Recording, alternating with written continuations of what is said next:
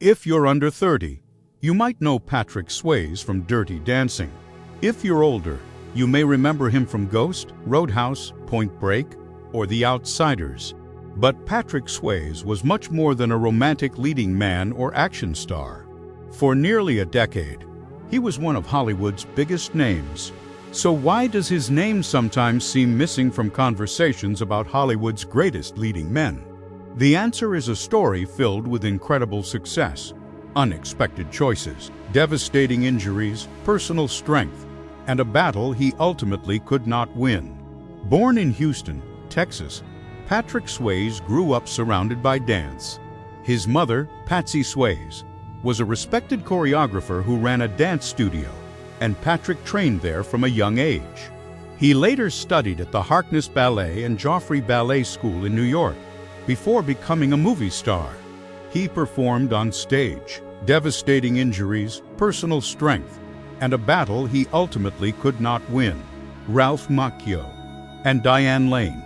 The movie became a defining film for a generation and showed that Swayze could stand out even among an extraordinary young cast. Swayze continued building his reputation with films like Uncommon Valor alongside Gene Hackman and Red Dawn, where he first worked with Jennifer Grey. Their relationship wasn't easy at first, and Grey reportedly didn't want to work with him again. But everything changed when they were reunited for a small dance movie called Dirty Dancing. Before their screen test, Swayze apologized to Grey for how he had treated her years earlier. They put their differences aside, danced together, and created one of Hollywood's most famous screen partnerships. In 1987, Dirty Dancing became an unexpected cultural phenomenon.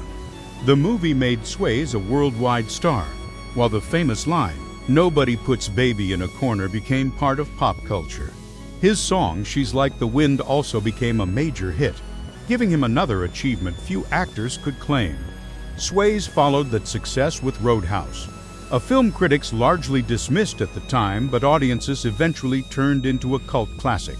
He trained intensely for the role and performed much of the physical work himself. His commitment came with a price, including a serious knee injury. Then came Ghost in 1990, where Swayze played Sam Wheat, a murdered man trying to protect the woman he loved from beyond death. Opposite Demi Moore and Whoopi Goldberg, he showed audiences a softer and more emotional side. Ghost became a massive success and earned Swayze a Golden Globe nomination. He continued taking physically demanding roles, including Bodhi in Point Break. His co-star Keanu Reeves later remembered Swayze as a beautiful person and a genuine artist. Swayze also showed his sense of humor when he hosted Saturday Night Live and appeared alongside a young Chris Farley in the famous Chippendales sketch. At the height of his fame, he wasn't afraid to make himself the joke. By the mid-1990s, Hollywood was changing, but Swayze refused to simply repeat himself. In To Wong Foo, Thanks for Everything, Julie Newmar, he played Vida Boheme, a drag queen. Instead of treating the role as a joke, Swayze approached it seriously and emotionally. His wife, Lisa Niemi, helped him prepare for the role, and Swayze later described the experience as one of the most emotional of his career. Then, in 1997, disaster struck while filming Letters from a Killer.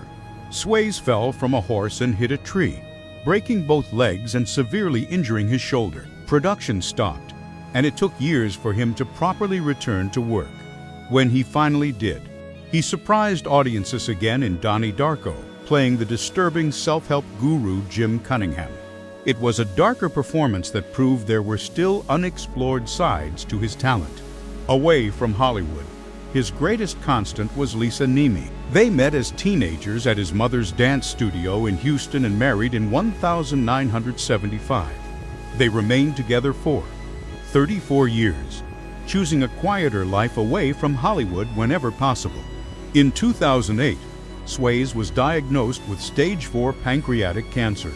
Despite undergoing chemotherapy, he continued working on the television series The Beast. He never stopped fighting, even while acknowledging that his long history of smoking may have contributed to his illness.